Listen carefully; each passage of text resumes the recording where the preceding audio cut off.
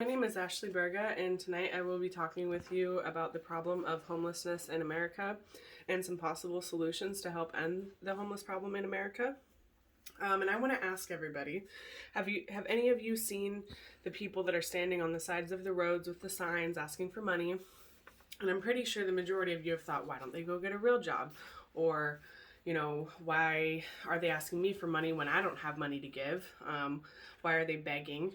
But if the majority of you knew what they were going through or what led up to them being homeless, you may actually want to help at the end of my speech.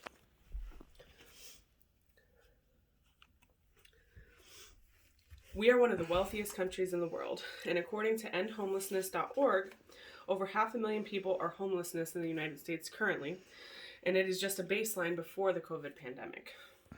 I would like to see a change in the amount of housing and services provided to the homeless population. It is important to me because everybody deserves to be happy, and we have become callous to the needs of others and just willing to help other people out.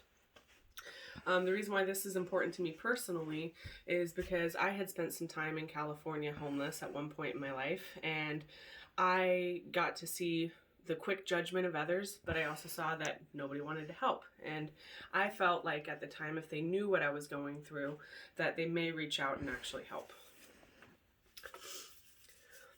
So there are a lot of problems associated with homelessness and the reason for it, and it's astounding. 500,000 people are homeless in America. That's 500,000 people. 500,000 people are homeless and on the streets in America, unsheltered. The National Coalition for the Homelessness states that one of the main reasons is due to lack of affordable housing. That's problem number one. It will increase due to the pandemic, and rates are higher in California and New York due to the cost of living.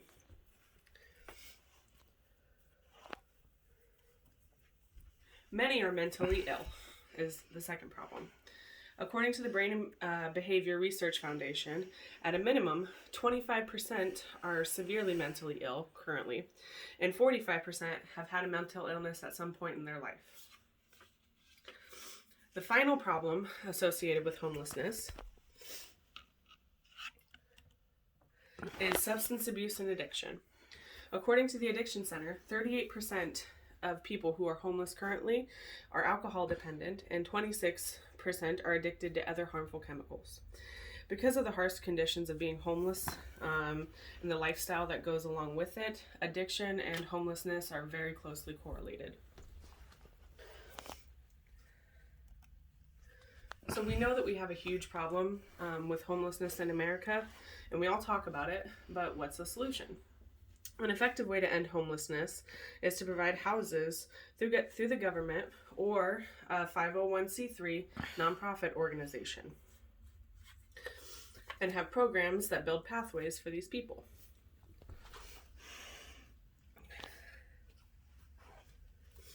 The United States Interagency on Homelessness says that this will most likely solve the problem of homelessness because it provides the housing needed in a rapid fashion and helps them with the skills needed for the workforce and job placement. So you start up a 501c3 nonprofit organization, you build some houses for people, and set them up with services, and they can go out into the world and be productive members of society.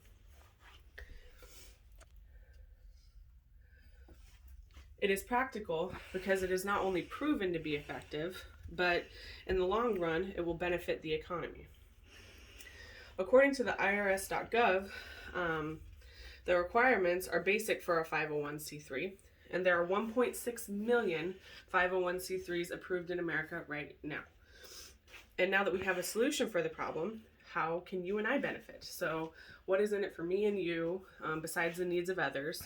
One of the main points is, according to the American Security Project, homelessness negatively impacts our economic preparedness, and American Health and Drug Benefits states that ED costs could be reduced by 61%, healthcare by 59%, and inpatient hospitalizations by 77%.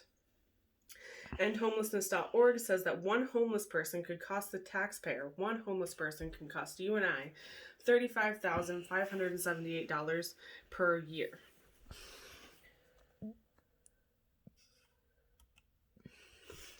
So since we know that there's a problem with homelessness, and there's obvious benefits of people not being homeless, how can you get involved? So there's many ways to get involved. One of them, you can get, in a group with a bunch of like-minded people. It's $350 to get incorporated with the government as a nonprofit organization, which means that you would be tax exempt. And basically, you go and you apply for that. You follow their guidelines, which are not strict, and you can start up a nonprofit organization to help these people become productive members of society. And to start it up, there are private donors that will invest in your nonprofit organization and can help solve the problem of homelessness in America. Or you can donate to nonprofit organizations that help already, like the Salvation Army is always taking donations. That can also be another way that you directly help the homeless population.